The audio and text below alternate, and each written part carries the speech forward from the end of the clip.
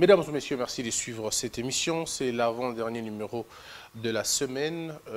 Jeudi 16 juin, nous pensons à tous ceux qui sont nés aujourd'hui, mais aussi à ceux qui pleurent aujourd'hui. Je veux dire une pensée à tous les habitants de Bukavu et de Goma. Nous vous saluons et nous le disons encore une fois, vous êtes les vrais citoyens, l'exemple même, si vous voulez, du patriotisme, de la citoyenneté de notre République démocratique du Congo. Aujourd'hui, nous parlons de deux grands sujets. Le premier, la première question, ce sont les absents qui ont été bannis, on va dire, invalidés à l'Assemblée nationale.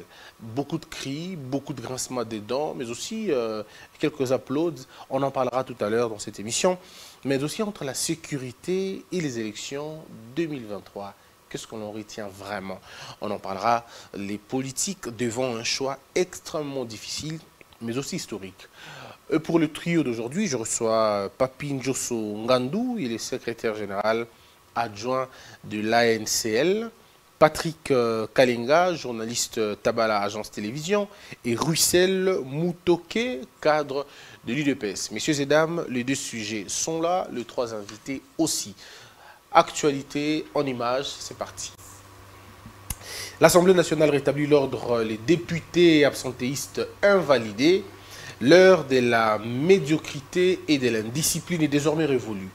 Le bureau de l'Assemblée nationale et les élus nationaux décident de rétablir l'ordre et la discipline au sein de cette chambre du Parlement. Au total, 5 députés nationaux qui ont brillé dans leur absentéisme ont été donc invalidés. Il s'agit de Marie-Ange Mouchebekwa, Henri Movasakani, Papi Nyango, Luc Moulimbalimba et Adolphe Mozito. Lui d'ailleurs qui, dans ses prises de position, se montre de plus en plus patriotique concernant les questions de souveraineté nationale. Quelle que soit la tendance, personne ne doit être au-dessus de la loi. La loi est dure, mais c'est la loi. Comme toujours, le FCC a réagi. Dans une déclaration, la famille politique de Joseph Kabila dénonce la violation de la Constitution et du règlement intérieur de l'Assemblée nationale.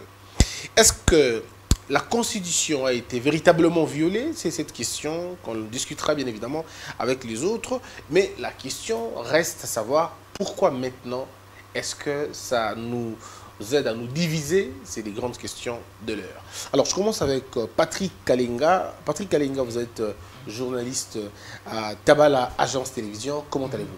Je vais très bien. Merci beaucoup, Christian Bossembe. C'est un grand honneur de te recevoir aujourd'hui. Ça fait vraiment très longtemps. Très longtemps, en tout cas. Très longtemps. Je suis très content pour toi, surtout par cette touche professionnel. Merci. Je me retrouve sur un beau plateau. Merci. Je dirais même un plateau murliflore parce que le mot vaut son sens. C'est un plateau qui démontre à suffisance que aujourd'hui même, pendant ce débat, nous allons sortir le meilleur jus de notre cerveau pour décortiquer les sujets sous examen. Mais encore une fois, merci pour le professionnalisme et les travaux que tu es en train d'abattre. Merci Patrick. Bon vent aussi à Tabala Télévision, à Tabala Agence Télévision. Merci vraiment. Alors, vous n'êtes pas seul aujourd'hui, vous rencontrez Papi Njosso, qui est secrétaire adjoint de l'ANCL. Ah, c'est vous, exactement moi. D'accord.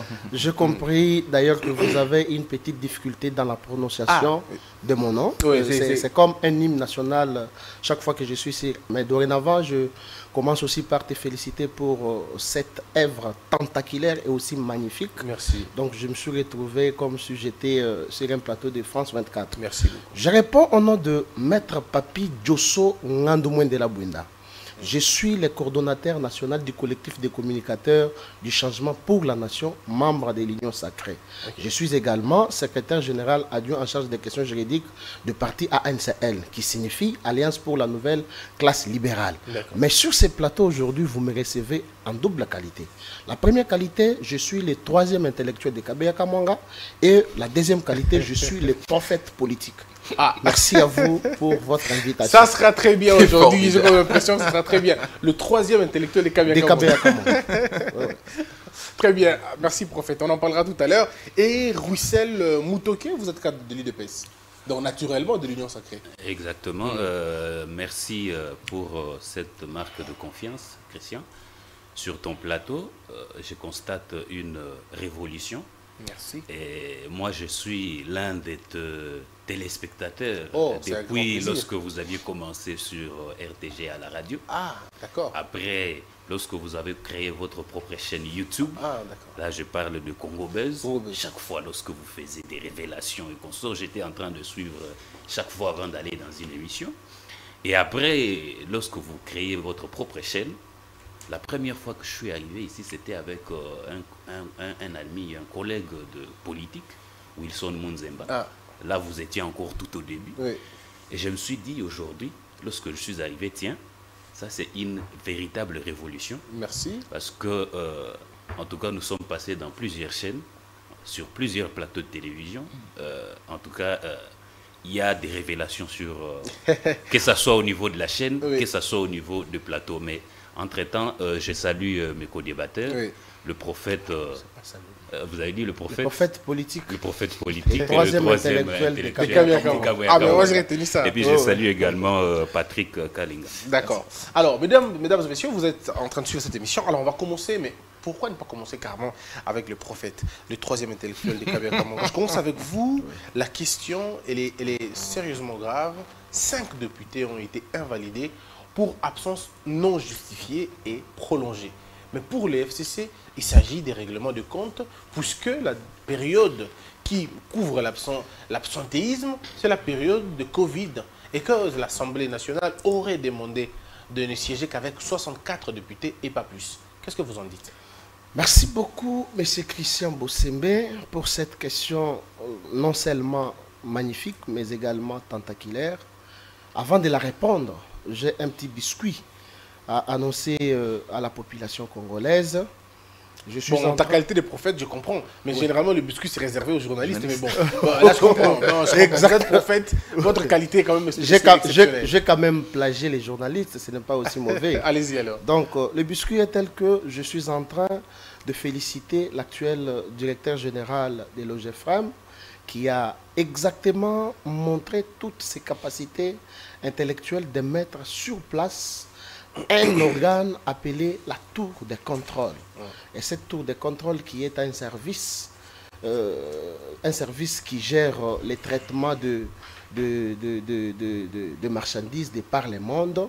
Donc nous sommes en train de les féliciter pour ces services qu'il a mis au sommet de cette entreprise de l'État. Je reviens maintenant à votre question. Monsieur Christian, je me rappelle du vivant du sphinx délimité, Étienne Tshisekedi Wamulumba, qui disait un jour, une fois UDPS au pouvoir, il y aura l'effectivité d'un état de droit et il n'y aura pas d'opposition. Nous sommes en train de le constater aujourd'hui. Félix Tshisekedi n'est pas devant des opposants, mais il est devant des ennemis. Et actuellement, il a mis en place l'état de droit dont nous avions parlé depuis très longtemps. En fait, l'état de droit, c'est une idéologie qui veut tout simplement dire toute personne est soumise qu'à une seule autorité qui est la loi. Dans votre question, vous avez dit le FCC a dénoncé les violations de la Constitution. Oui. Et moi, je me pose la question. Si cette Constitution était une fille de 16 ans, elle pouvait déjà crier pour le nombre de fois que les 10 FCC, que moi je qualifie comme étant les fonds commerciaux pour des commerçants. La fille devait déjà être peut-être enterrée. Donc, le FCC n'a pas une leçon à donner à ces régions. Mais ici, il n'y a pas de leçon. Mais ici, j'évoque la période de Covid. Non, ce n'est pas la période de Covid. Même après le Covid, ces députés ne venaient pas siéger. Vous savez pourquoi ils ne venaient pas? Parce qu'ils avaient mis dans leur tête que Félix Tshisekedi ne va pas traîner au pouvoir. Parce que cette cabale a été déjà dénoncée. Ils étaient habitués à de sens que un député ne siège jamais Mais il touche quand même ses émoluments. Nous l'avons vu pendant 18 ans. Mais lorsque nous parlons maintenant de l'état des droits, nous sommes obligés à respecter mot à mot la loi. Cette loi qui est la Constitution. La motion incidentielle a été soulevée par un élu de Lissiro qui est membre d'un parti politique Ensemble pour les Katanga. Alors c'était les 18... Vous parlez d'Ensemble pour la République de Moïse Katumbi. Moi j'ai ma façon d'appeler certains partis politiques. Okay. Oui, Ensemble on va s'habituer en tout cas. Exactement. Ensemble pour les Katanga, c'est ces députés-là qui avaient soulevé cette motion incidentielle pour faire montre au bureau de l'Assemblée nationale certains députés dont vous avez cité les noms qui ne viennent pas siéger, mais qui viennent toucher régulièrement leurs émoluments. Alors, il est temps quand même, Christian Boussembe, de respecter quand même la loi. Parce que durant 18 ans, nous n'avons jamais vu un député invalidé.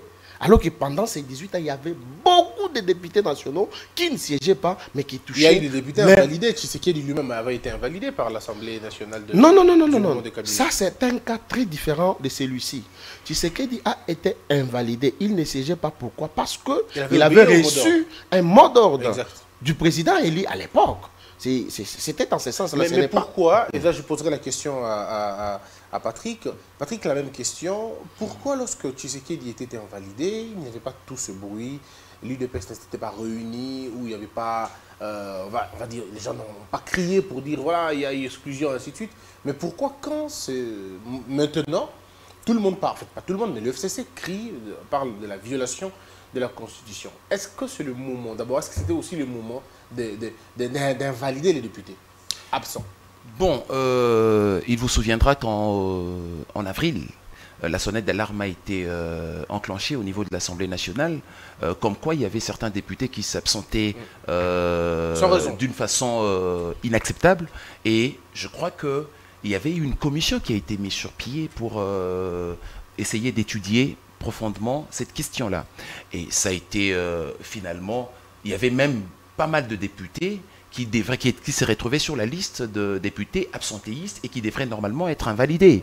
Je citerai par exemple Aubin Minakou, Némi Mouilania, qui seraient trouvés aussi sur la liste. Et moi, ça m'étonne de ne pas voir ces gens-là être invalidés. L'invalidation n'a pas commencé aujourd'hui. L'invalidation, en 2013, il y avait des députés qui ont été invalidés.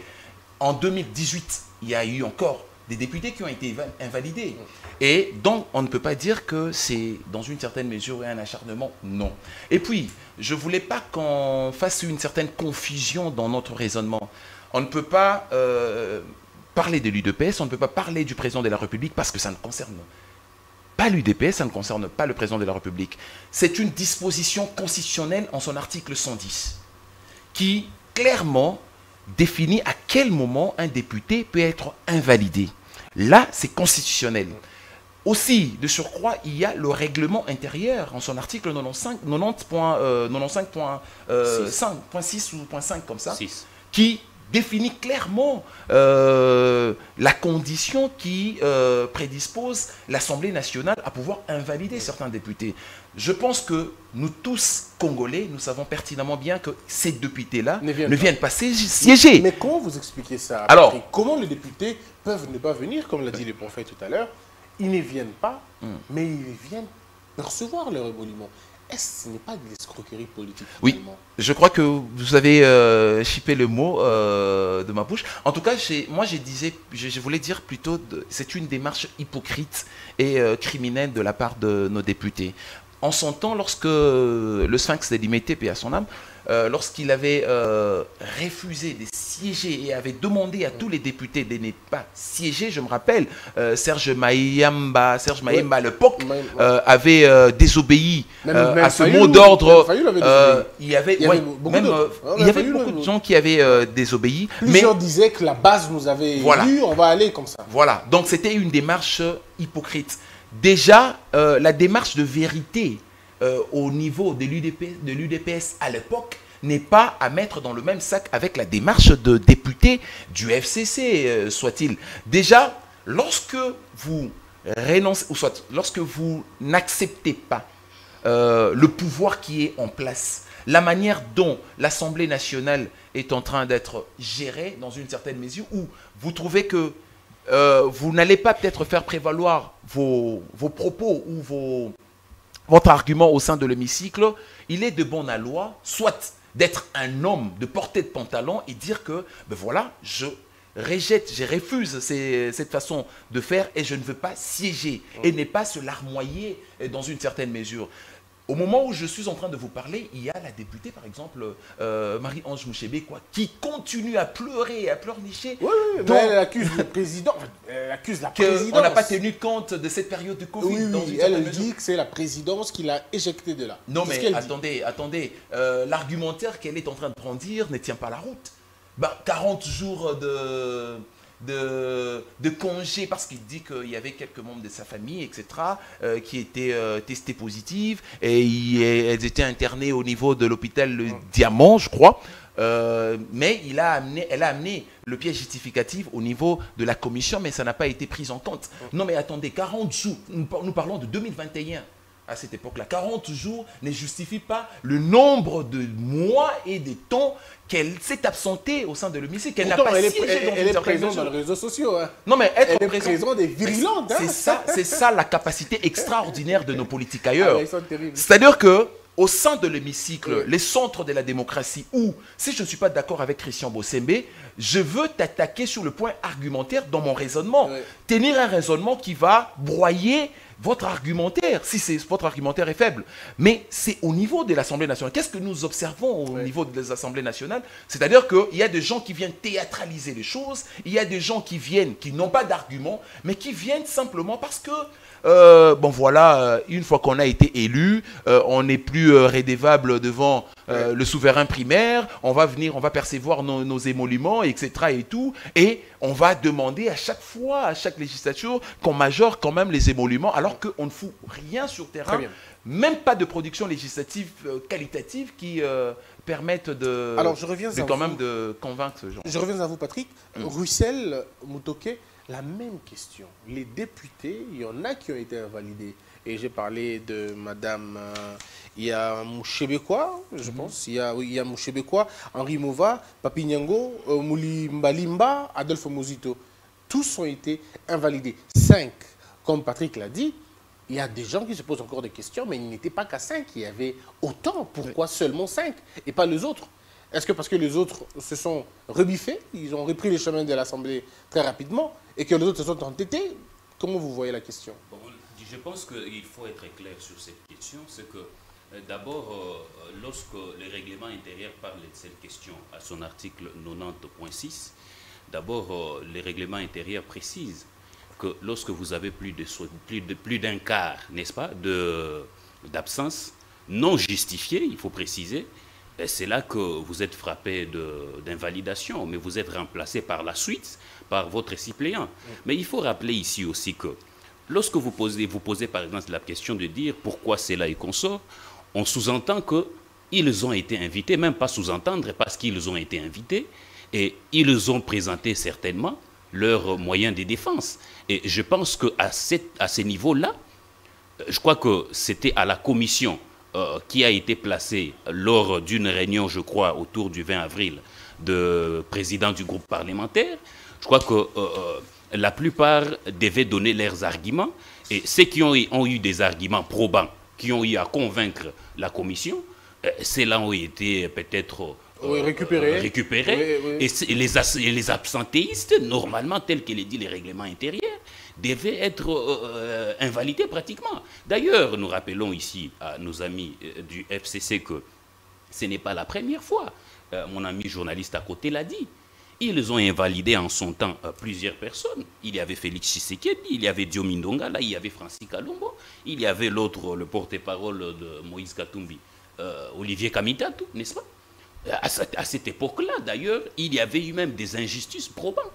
Alors que Diomi Ndonga a été en train d'être maltraité en prison à cette époque-là, vous vous rappellerez lorsqu'il parlait de cette histoire de majorité présidentielle populaire. Et donc, il y a eu des injustices. Mais nous rappelons ici aussi que Félix Tshisekedi, c'était un mot d'ordre. Mais ce sont quand même des gens qui ont été invalidés par la suite. Alors, mais est-ce que vous pensez que, comme plusieurs personnes, toujours avec vous, Russell, il y a des gens qui disent que certains députés ne participaient même pas, même lorsque Mabunda était présidente. Ils se croyaient au-dessus de Mme Mabunda, ils ne venaient pas à l'Assemblée nationale, ils avaient les rapports de toutes les commissions à la maison, personne ne venait, il n'y avait pas de signature. Est-ce que, comment, à partir de quel moment on devient député et on refuse de siéger? Monsieur Christian, je pense qu'il est clair ici, et je crois que nous sommes tous chrétiens.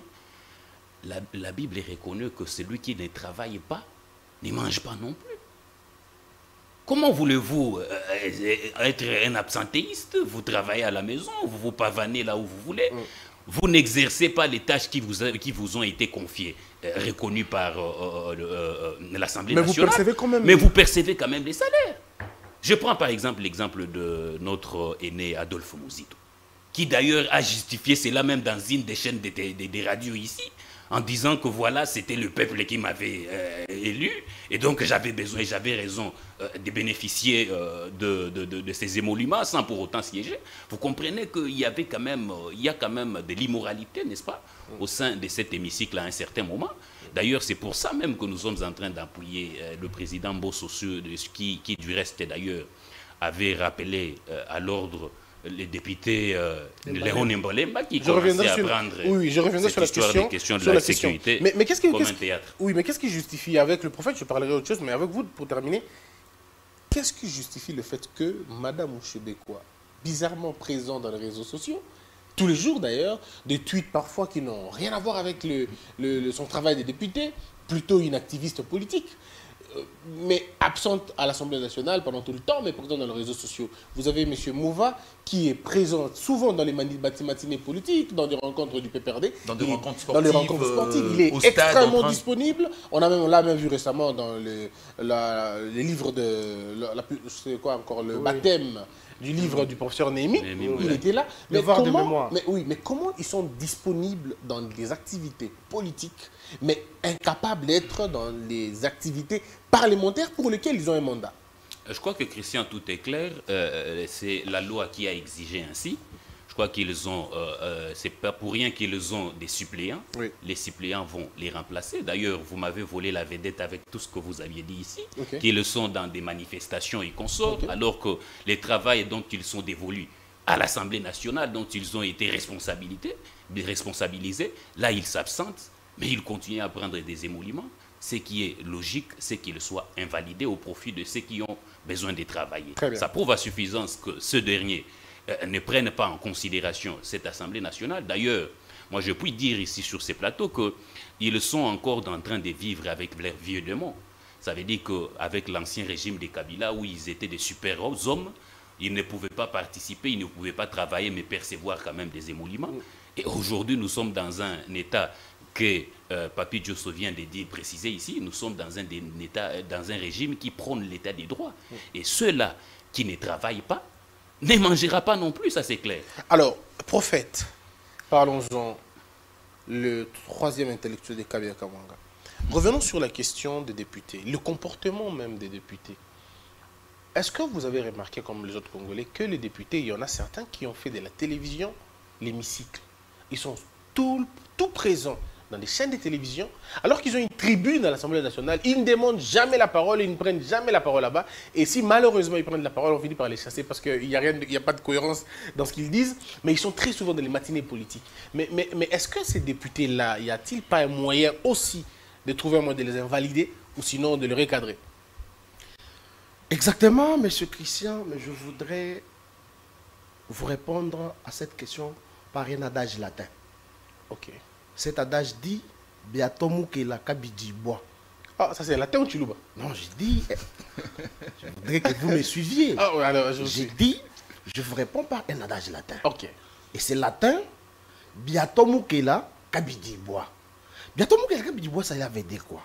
Vous voyez, lorsqu'on prépare une nourriture très salée, il nous est difficile d'en consommer.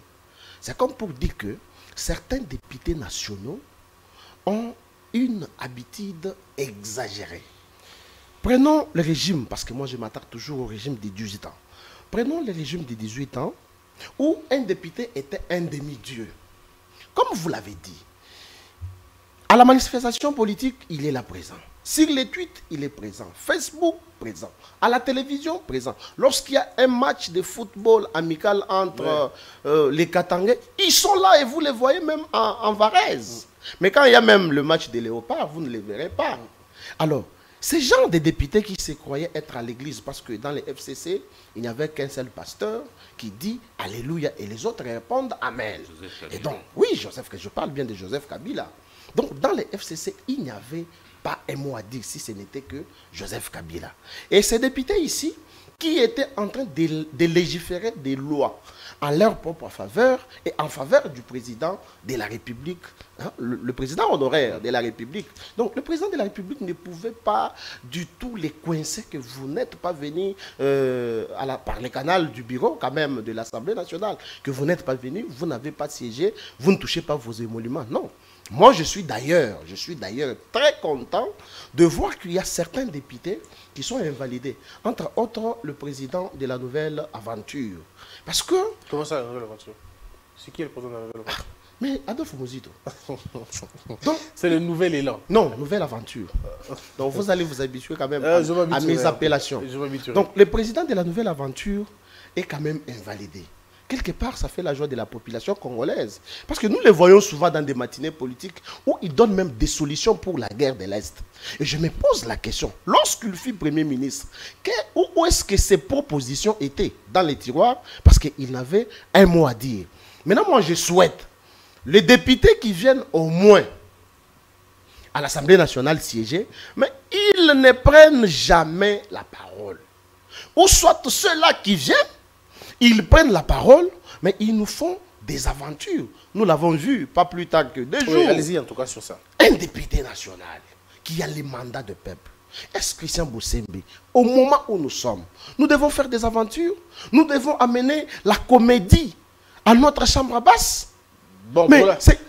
Moi, quand je regardais cette vidéo, j'ai eu les larmes aux yeux de voir quelqu'un qui a peut-être l'âge de mon père, qui amène une comédie politique à l'Assemblée nationale, au moment où nous sommes. Or, un autre adage dit... Ça, c'est en latin, toujours? Toujours en latin. Allez-y. Nkunda yabani ibo belani mata. C'est toujours les latins. C'est toujours les latins. Vous n'avez jamais entendu parler du latin? J'ai fait 6 ans à l'université. Vous n'avez jamais... Pour apprendre le latin, mais franchement, voilà. Kunda, je ne sais pas si c'est en latin. Écoutez maintenant. Peut-être que c'est une information pour vous. Oui, c'est vraiment une information. Nkunda yabani ibo belani mata. Ça veut dire quoi? Vous savez, chez moi à Kabea-Kamon, il n'y a même pas la braise. On prépare avec les bois. Mais il arrive des fois où les bois sont difficiles à trouver. Vous avez 3-4 bois. Et maintenant, vous allez voir qu'il y aura des enfants de la famille qui sont là pour souffler, afin qu'il y ait quand même du feu, pour que la nourriture soit quand même bien cuite. Mais vous allez voir que lorsque ces enfants-là soufflent, même le parent souffle aussi, il y a la salive qui vient. Or, la salive devait peut-être éteindre du feu, mais ça n'éteint pas. C'est comme ça qu'on dit. Maintenant, pour faire un raccordement avec ce que je voudrais dire, nous sommes dans un moment crucial où tout le monde doit prendre conscience et se mettre autour du président de la République pour qu'enfin cette situation de l'Est du pays se termine. Mais vous allez voir qu'il y a certains députés qui se lancent dans les comédies au lieu de s'aligner derrière la vision du président de la République qui ne dort pas jour et nuit pour trouver la paix à l'Est du pays. Donc, c'était une situation malheureuse pour notre pays d'avoir ces genres de députés. Et vous avez été choqué d'entendre ça, d'entendre ce député-là? Très choqué. Très choqué. C'est un député d'ailleurs qui a trahi la volonté populaire. Lors de la campagne de 2018, il s'est dit, il se faisait opposant du régime passé, le régime Kabila, alors qu'il était un membre du Front commercial pour les commerçants et qui allait s'aligner à Kingakati là-bas. On lui a posé la question, dites-nous votre candidat président de la République. Il n'a pas dit. Et après qu'il ait voté, qu'il ait élu, qu'il soit élu plutôt député national, il a dit non, j'avais oublié de vous dire quel était mon choix. Alors que son choix était Joseph Kabila. Donc, M. Christian Boussembe, la population congolaise doit ouvrir grandement ses yeux pour corriger ce genre de députés. En fait, qu'en 2023, bien peut-être qu'il n'y aura pas des élections en 2023. Il y aura des élections. Mais je suis un prophète politique, vous oubliez ma qualité. Ok, ça on reviendra pour la prophétie. Alors Patrick, Patrick, je reviens à vous, vous êtes culturel. Et moi je vous connais en tant que culturel depuis longtemps. Est-ce que vous savez que l'Assemblée nationale était d'abord un bâtiment culturel avant de devenir un bâtiment politique? Puisque l'Assemblée c'était au Palais de la Nation, mais là c'était le palais culturel en réalité. Est-ce que l'esprit de la comédie, n'est pas resté à l'Assemblée? Parce que les députés, quand ils sont devant l'hémicycle, quand ils sont à l'hémicycle et quand ils sont devant le perchoir, on a comme l'impression qu'au lieu de faire la politique, comme l'a dit le prophète, mais ils font de la comédie politique. Comment un député peut dire que l'armée congolaise enrôle des enfants et va les aligner pour qu'ils soient tués? Mais on le dit à l'Assemblée nationale. Si le Rwanda prend juste cette partie et monte aux Nations Unies pour dire, voici même chez eux-mêmes, ils enrôlent des enfants. Alors que chez nous, c'est interdit formellement. Est-ce qu'un député peut le dire? À quel moment on arrive à ce niveau-là? À quel moment on arrive à ce niveau-là? C'est tout simplement lorsque le sens humain arrive à tarir, ça c'est de 1, de 2, lorsque on met en exergue les vices au détriment de la vertu, en fait. Comment est-ce que nous élisions nos députés? Est-ce que c'est sur base de leur capacité à nous proposer de bonnes pistes de solutions? Parce qu'on dit qu'un intellectuel, c'est une personne qui réfléchit sur des questions qui assaillent sa société et on propose de réponses. Mais est-ce que nos députés sont à même de proposer des bonnes réponses? Pour revenir au propos de ces députés... ne le citons même pas ici. Hein, oui, je ne peux pas citer quand même. Mais moi, je vois plus le propos. Oui, le propos. Vous allez voir que ce n'est même pas un raisonnement qui est sorti de sa bouche. Ça, c'est pas un raisonnement. Ça ne tient pas la route, c'est pas logique. Et ce n'est pas digne d'un député de balancer des balivernes comme ça au sein de l'hémicycle. C'est pas normal, c'est pas comestible en fait. Déjà, vous allez remarquer qu'il y a une souffrance en termes de raisonnement sur le vrai réalité de l'agression de notre pays et les solutions. Quelqu'un qui n'a pas suffisamment raisonné sur la question viendra pour balancer des histoires comme ça. Et si on lui pose la question de prouver ce qu'il est en train... mais ça sera de l'acharnement. Voilà, on va dire que ça sera de l'acharnement. Non, mais à un moment donné, il faut qu'on arrive à ce stade-là. Moi, je me rappelle, quand je grandissais, je voyais au sein de l'hémicycle des intellectuels de haute facture. Monsieur Christophe Lutundu, là, c'est une personne qui a autant d'expérience au sein de l'hémicycle, mais vous allez remarquer que, quand bien même il a grandi, mais il propose toujours de lois, il réfléchit, il passe les quarts de son temps à proposer des solutions par rapport aux problèmes qui assaillent la société. À un moment donné, il y avait un problème de la loi électorale, etc. Il a proposé, il a réfléchi et il a proposé. Et c'est comme ça qu'un député doit se comporter. Les peuples qui nous élisent, ce peuple-là a besoin de solutions et non d'explications, a besoin des raisonnements qui sortent de l'ordinaire. Aujourd'hui, la plus grande question qui devrait normalement hanter les députés, c'est de se poser la question, mais ça fait plus de 3 décennies que cette guerre d'agression existe dans notre pays. Il y a des gens qui meurent à tout bout de champ, mais quel est le mécanisme pour y mettre un terme?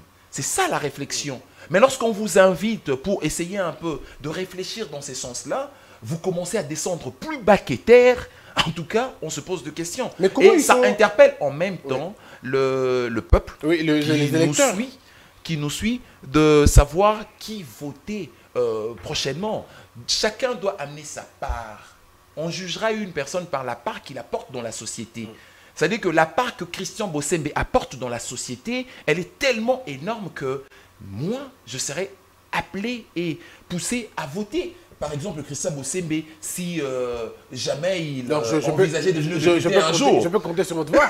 Mais justement, bien entendu, pas seulement ma voix, mais j'influence aussi les gens de ma famille. Et ces gens de ma famille connaissent que la personne qui influence cette famille-là, c'est une personne qui réfléchit bien. Et lorsqu'il porte son dévolu sur quelqu'un, c'est-à-dire qu'ils sont dans le même Mais Patrick, toujours avec vous avant de prendre Russell, dites-nous, comment vous imaginez le fait que nous avons tout galvaudé et surtout vilipendé? Ça veut dire les députés à l'Assemblée nationale, c'est un muet total.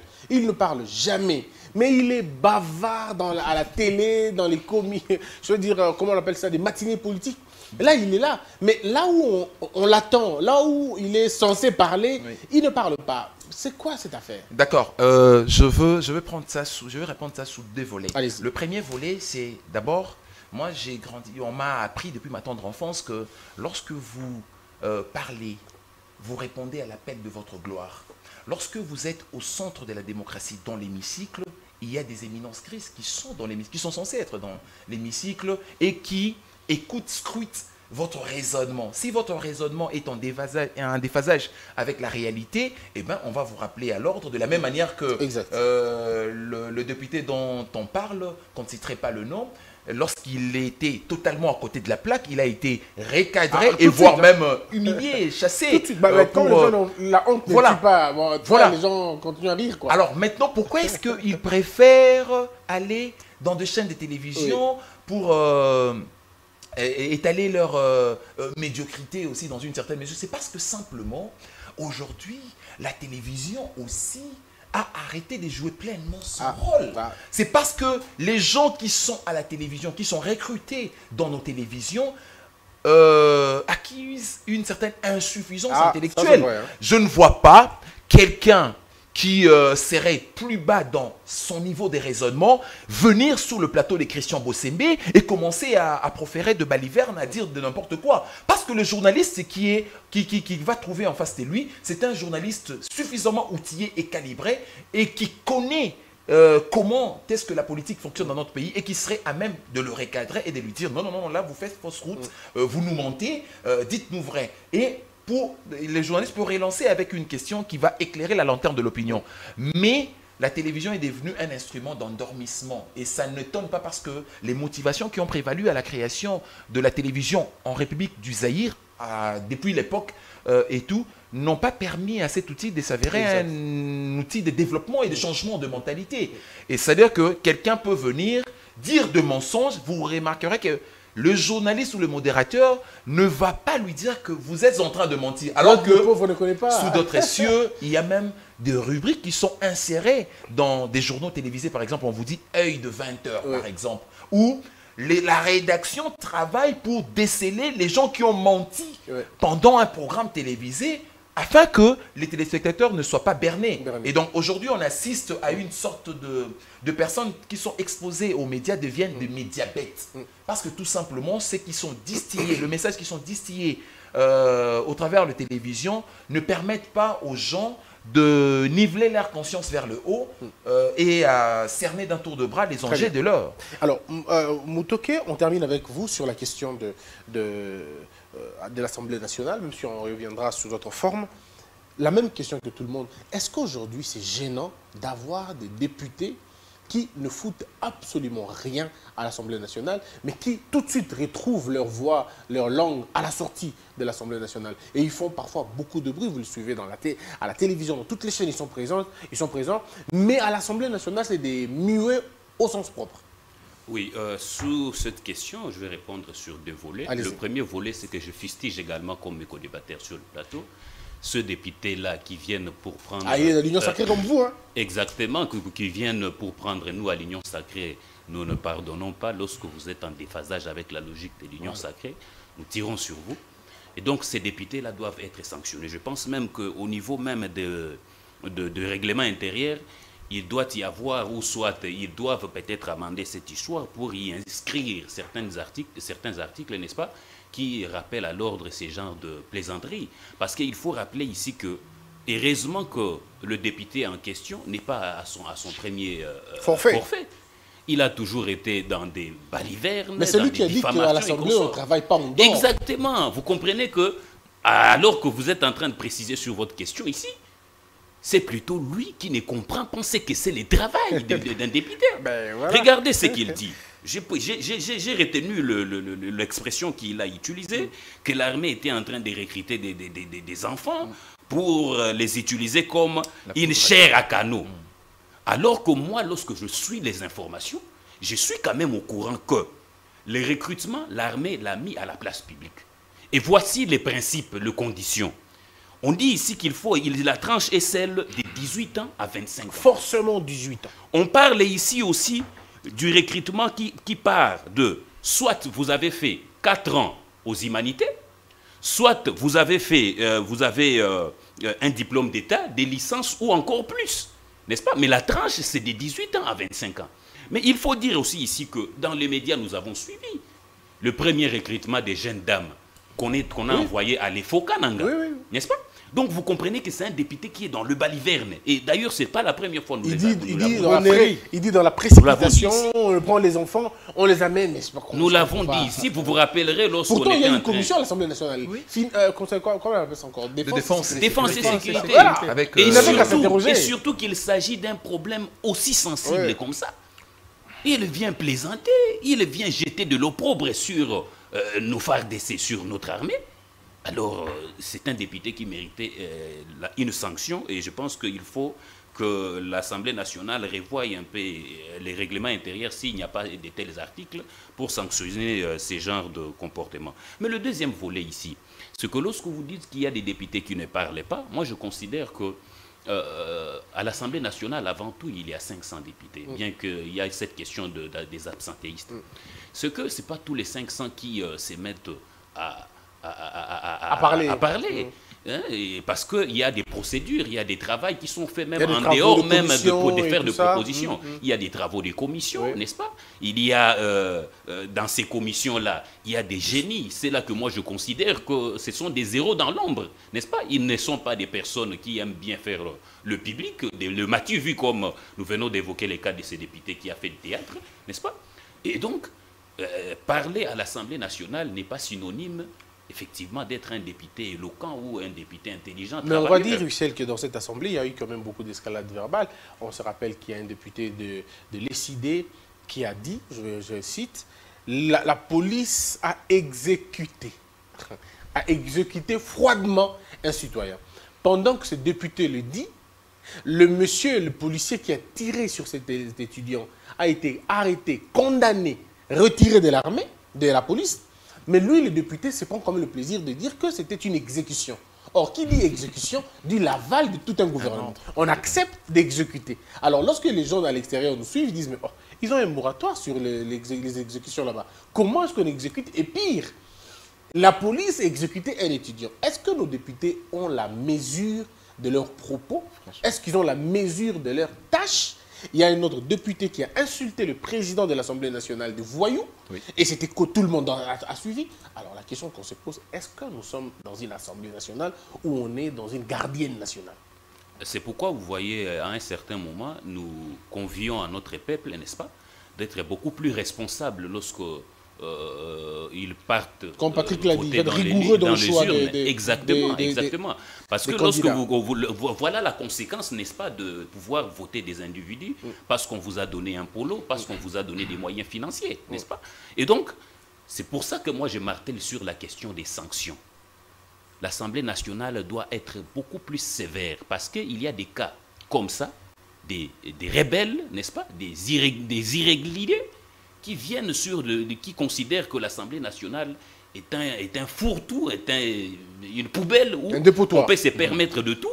Et d'ailleurs, même les termes honorables, d'ailleurs, commencent à perdre tout son sens. Et puis vous êtes parce que ces députés-là sont connus d'ailleurs. Ailleurs, c'est pas comme ça. Exactement. On les appelle pas des honorables. C'est des représentants du peuple, c'est des députés. Ceux-là qui devaient normalement être cette crème intellectuelle à qui les députés a délégué son pouvoir.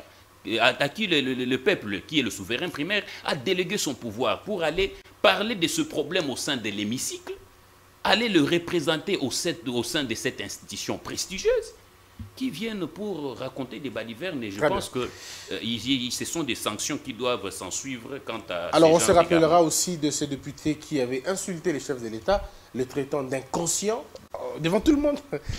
Non, mais cette assemblée, comme on aura tout vu, hein, il faut comme le dire. Alors, on va prendre, sauf si vous avez une minute pour tout le monde, pour terminer ce sujet, ou nous prenons le deuxième sujet, carrément. Bon, moi, je voudrais placer un mot. Alors, un mot, et puis on termine. On prend le deuxième sujet. Oui, je place un mot par rapport à ces députés-là qui viennent à l'Assemblée nationale et ne prennent pas parole. Parce que mon co-débatteur, Russell l'a dit ici, qu'il y a 500 députés à l'Assemblée nationale. Mais du moins, même si ils travaillent dans des commissions, dans des sous-commissions, la population ne comprendra pas que ces députés-là travaillent dans une commission ou dans une sous-commission. Donc, ne serait-ce qu'une seule fois prendre la parole, même saluer, je salue ma base. Ils peuvent le faire. Mais ceux qui viennent, qui s'absentent également, bon, les règlements intérieurs est appliqué via la Constitution, l'article 110, comme l'a dit Patrick. Donc, je voudrais qu'on amende un peu certaines dispositions du règlement intérieur de l'Assemblée nationale pour poursuivre tous ces députés-là. C'est lui qui a injurié. Voilà, moi je peux les citer, c'est délit, c'est ça. Là. Il a insulté le président de l'Assemblée nationale, le vieux Mbosso. Ce qui a aussi choqué même l'entendement de la population qui l'a élu. Il y a un autre de l'ESIDA, comme vous venez de le dire, qui a ESIDA. qui a tenu des propos. Mais est-ce que, vous avez même dit, si vous vous êtes étonné, est-ce que les députés nationaux calculent leurs propos? Ah, moi je comprends pas. Est-ce que avant, comme il a soulevé ici la Bible, parce qu'on dit avant de parler, vous devez tourner la langue 77 fois. Est-ce que les députés le font? Je crois non. Donc, les mesures disciplinaires doivent être motivées pour corriger ce genre de députés. Patrick, un mot et puis on va prendre... Bon, moi, ce que je dirais simplement, c'est d'inviter le président de l'Assemblée nationale à faire exactement le travail qu'il est en train d'abattre. C'est qualitativement défendable dans une certaine mesure.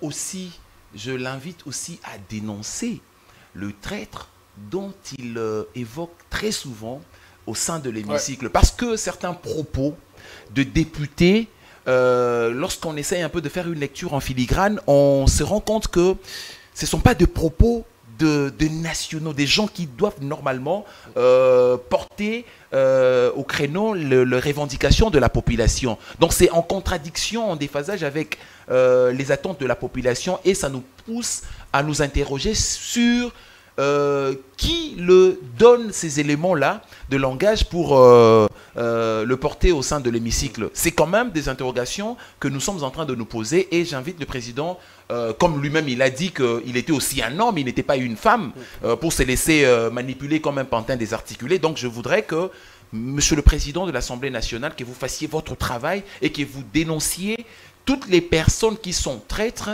contre la République. Augustin, on termine avec vous. Oui, monsieur Christian, au-delà d'être militaire, au-delà d'être diplomatique, la guerre est aussi médiatique. Et ces députés-là, je ne